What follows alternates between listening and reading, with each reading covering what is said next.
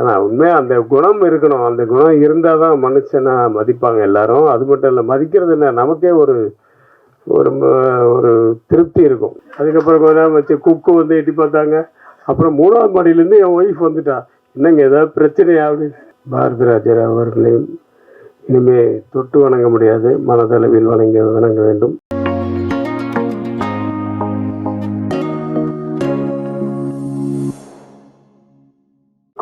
So அந்த மாதிரி Tamil cinema பொறுத்த வரைக்கும் ஒரு கமர்ஷியலா படம் பண்ணணும், அதுல மாஸ் எலிமெண்ட்ஸும் இருக்கணும், எமோஷனலும் இருக்கணும், காமெடியும் இருக்கணும் அப்படின்னு சொல்லி எல்லாத்தையும் மொத்தமா பேக் பண்ணி ப்ரொடியூசருக்கு எந்த பிரச்சனையும் இல்லாமல் சீக்கிரம் முடிச்சு கொடுக்கணும் அப்படின்னு நீங்க யோசிச்சீங்க அப்படின்னா கண்டிப்பா நீங்க இவர் படத்தை தான் பார்ப்பீங்க.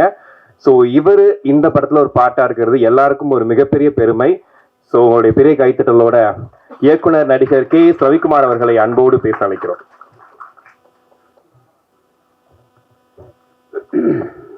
இவ்வளோ ஆகிட்டா நீ.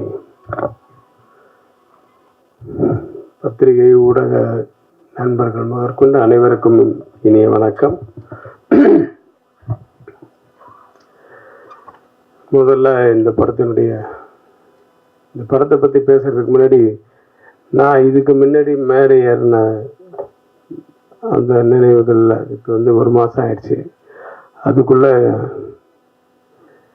என்னுடைய குரு, நான் எங்கே போனாலும் எங்கே பார்த்தாலும் காலை தொட்டு வணங்குற ஆர்பி சௌத்ரி அவர்களையும் பாரதி ராஜா அவர்களையும் இனிமே தொட்டு வணங்க முடியாது, மனதளவில் வணங்க வேண்டும். வனிதா சொன்ன மாதிரி கே ராஜன் சார். ஸோ எவ்வளோ மாற்றங்கள் நடக்குது. அதேமாதிரி இப்போ படத்துக்கு வரணுன்னா முதல்ல தயாரிப்பாளர்கள் தினேஷ் அவர்கள் வந்து, நான் அட்வான்ஸ் எனக்கு வீட்டுக்கு வந்து கொடுத்தீங்க, அதுக்கப்புறம் நான் பார்க்கவே இல்லை. அவர் இல்லை, செட்டில்மெண்ட் ஆயிடுச்சு. தனஞ்சயன் சாரை வந்து எனக்கு ஒரு 25 வருஷத்துக்கு முன்னாடி தெரியும், 2000 நினைக்கிறேன். தெனாலி என்னுடைய சொந்த படத்தை வந்து முதல் ஒரு ஏரியா அவுட்ரைட் பண்ணார்னா இவர் தான் வந்து பண்ணார், ஆடியோ ரைட்ஸ். அன்னைக்கு அவர் அந்த இடத்துல இருந்தார். பாலா சொன்ன மாதிரி ஏர்டெல் கஸ்டமர் சர்வீஸ் கரெக்ட். அவர் உண்மையாக ஏர்டெல்ல வேற வேலை செஞ்சிருந்தாரு. கரெக்ட், ஆமா. ஏன்னா அது அங்கிருந்து அதுக்கப்புறமா நான் ஒரு சீசன்ல பார்த்தா என் ஃப்ரெண்டு பெங்களூர்லேருந்து ஃபோன் பண்ணுறான், இப்போ எனக்கு ஏர்டெல்ல வந்து எனக்கு ஒரு ஃப்ரான்ச்சைஸ் மாதிரி ஏதோ ஒரு இது பண்ணோம், சோலை பண்ணேன்னு ஃப்ரெண்டு. ஆமாம், அதுக்கு என்ன இப்போ இல்லை, அங்கே தனஞ்சயன் ஒருத்தர், இப்போ அவர் தான் ஹெட்டு, அவர்கிட்ட நீங்கள் ரெக்கமெண்ட் பண்ணுறீங்க. எந்த தனஞ்சயன்? அது முதல் ஆடியோவெல்லாம் வாங்கிட்டு. ஆமாம், ஃபோன் பண்ணானே ஓகே, உடனே மிட் நைட்டில் ஃபோன் பண்ணால் கூட எடுப்பார். கரெக்டாக சொன்னான் ஏர்டெல்னு. ஸோ அது மாதிரி ஒருத்தர் எல்லா இடத்துலையும் இருப்பார். அவர் இல்லாத இடமே இல்லை. என்னை வந்து ஆக்சுவலாக வீட்டுக்கு வந்து இந்த ஆக்டிவ் ப்ரொடியூசர்ஸ் கவுன்சிலில் வந்து இப்போ ஈசி மெம்பரில் நீங்கள் உங்களை போட்டிருக்கோம், நீங்கள் வந்து மறுக்காமல் ஓகே சொல்லணும் அப்படின்னு சொல்லி தான் வந்தார். முதல்ல போய் மறுத்து பார்த்தேன். அப்புறமா அவர் ஒய்ஃபோட அவர் வந்துட்டார். சரி, அவர் ரொம்ப டிஸ்டர்ப் பண்ண முடியாது, அவர் தெரிந்து ஒத்துக்கிட்டேன். அப்போ தான் சொல்கிறாரு, நீங்கள் வந்து இந்த படம் ஒன்று பண்ணுறேன், நான் டைரக்டர் அனுப்புகிறேன், இந்த படத்தில் நீங்கள் ஒரு ரோல் பண்ணணும், ஹீரோவுக்கு அப்பாவா அப்படின்ட்டு. நான் கதை கேட்டுட்டு சொல்கிறேன் சார் அப்படின்னேன். அப்புறம் கதை கேட்டு, அது ஒரு பெரிய கதை. மகேஷ் வந்து வீட்டுக்கு வந்தால் கதை கேட்குறதுக்கு, கதை சொல்கிறதுக்கு. நான் சொன்னேன், என் கேரக்டர் மட்டும் கொஞ்சம் டீட்டெயிலாக சொல்லு, அவுட்லைன் சொன்னால் போதும், எனக்கு ஃபுல் கதையெல்லாம் வேணாம், அவுட்லைன் ஆஃப் த ஸ்டோரி சொல்லு, நான் புரிஞ்சுக்கிறேன், என் கேரக்டர் மட்டும் கொஞ்சம் டீட்டெயிலாக சொல்லு அப்படின்னு ஆரம்பித்தான் சார்.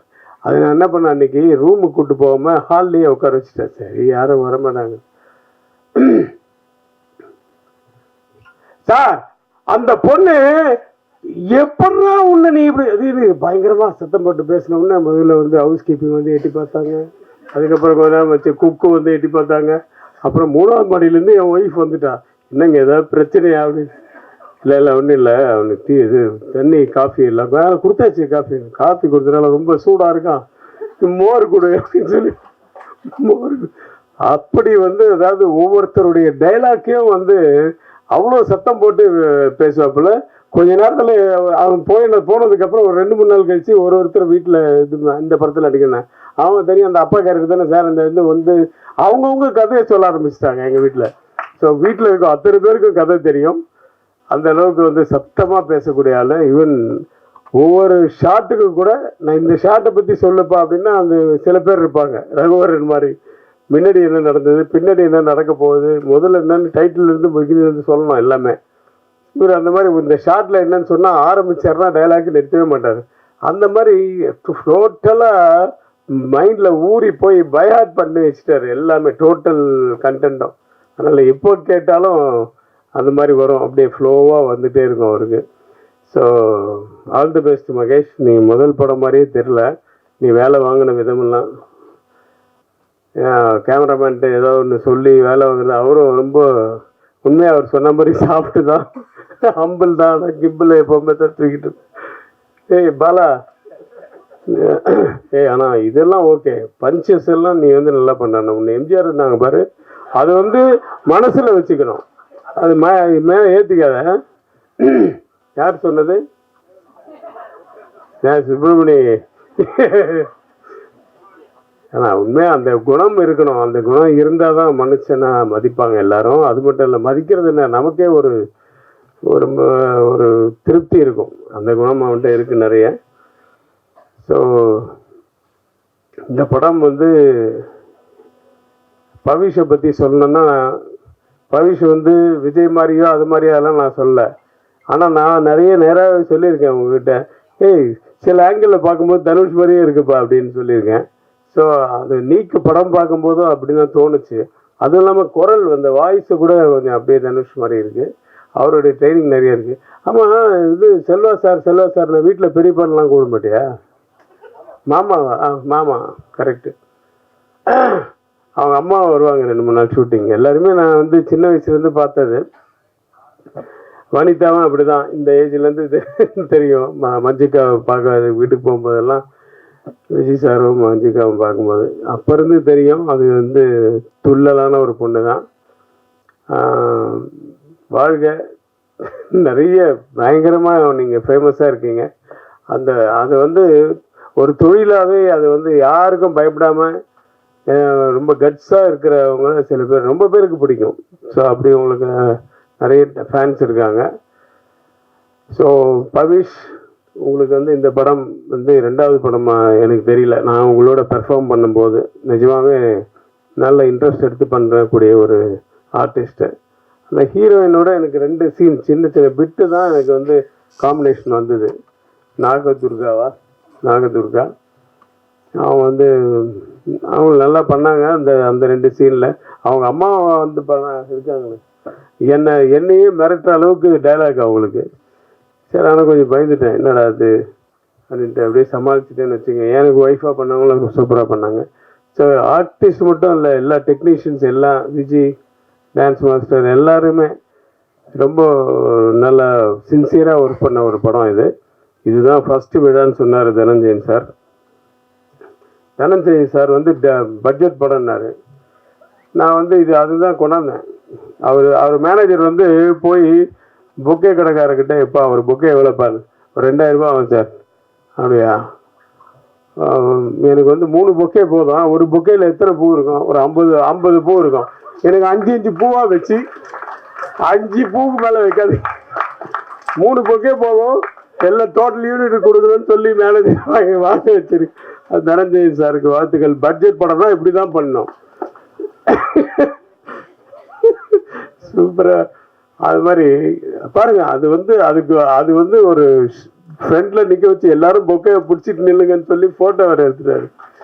எல்லாருக்கும் நாங்கள் பொக்கையை கொடுத்துருக்கோன்ட்டு. அதுக்கு தான் கொண்டாந்தாங்க.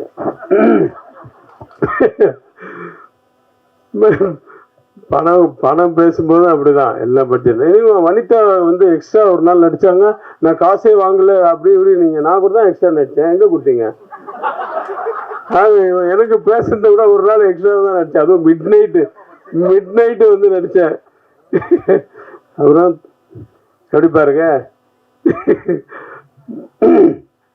லாஸ்ட்லி அப்படி இருக்காங்க. இல்லை, அவங்க ஒரே ஊருப்பா, அதனால சொன்னேன்.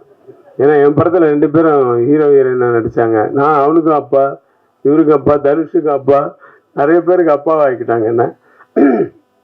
ஸோ ரொம்ப சந்தோஷமாக இருக்குது இந்த நடிப்பு தொழிலும். ஆனால் போர் அடிக்குது எனக்கு.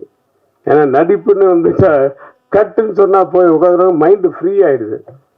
ரொம்ப போர் அடிக்குது, அப்படியே இழுக்கும் தூக்கமாக. மறுபடியும் சார் ஷார்ட்டு கூப்பிட்றாங்க அப்படின்னா தான் மறுபடியும் வரும். ஆனால் டைரக்டர் ஆனால் ஒரு மைண்டில் இருக்கும் பாருங்க, 1000 விஷயங்கள் இருக்கும் இல்லையா. அடுத்த காஸ்டியூம் என்ன, அடுத்த ஷார்ட் என்ன, அடுத்த மாதத்துக்கு என்ன சிஜிக்கு ஷார்ட் இப்போ ரெடி பண்ணணும், அடுத்த லொக்கேஷன் என்ன, ஐயோ எல்லாமே மைண்டில் போட்டு அந்த சேம் டைம் வந்து எல்லாரையும் சமாளித்து பண்ணக்கூடிய ஒரு தொழில் அது டைரக்ஷன்ன்றது. அதில் வந்து கிரேட்டான ஒரு நபர். அவர் இன்னும் மறக்கவே முடியல. அவரை பற்றி வீடியோஸாக ஆரம்பித்து அவரை பற்றியே தான் போட்டுட்ருக்காங்க பாரதிராஜா சார். அன்றைக்கி பார்த்தா எங்கள் ஷூட்டிங்கு, சரி நம்ம ஷூட்டிங் முடித்த உடனே நான் அன்றைக்கி நைட்டு, ஏன்னா இப்போல்லாம் எங்கே பகலில் எடுக்கிறாங்க, இந்த யூத்து பசங்க நைட்டில் தான் ஷூட்டிங் எடுக்கிறாங்க. சரி ஷூட்டிங் முடிச்சு மறுநாள் காலம்புரை போய் பார்க்கலான்னு பார்த்தா அதுக்குள்ளே தேனிக்கு கொண்டு போயிட்டாங்கன்னு சொன்னாங்க. ஸோ பார்க்க முடியாது போச்சு. இப்போ ஷூட்டிங்கில் அவருடைய ஃபோட்டோ வச்சு இரங்கல்லாம் தெரிவித்தோம். ரொம்ப கஷ்டமாக இருந்தது. ஏன்னா ஒரு இண்டஸ்ட்ரியே திருப்பி போட்ட ஒரு மனிதர், ஒரு இயக்குனர். அவருக்கு முன்னாடி நம்மெல்லாம் ஒன்றுமே இல்லை. ஸோ அப்பேற்பட்டவர், அவருடைய ஆத்மா சாந்தி அடையணும். சௌத்ரி சார் ஆத்மா சாந்தி அடையணும். ராஜன் சார் எல்லாருடைய வாழ்த்துக்களோட இந்த படம் மிகப்பெரிய வெற்றி அடைய எல்லாம் வல்ல இறைவனை வேண்டி விடைபெறுகிறேன். நன்றி, வணக்கம்.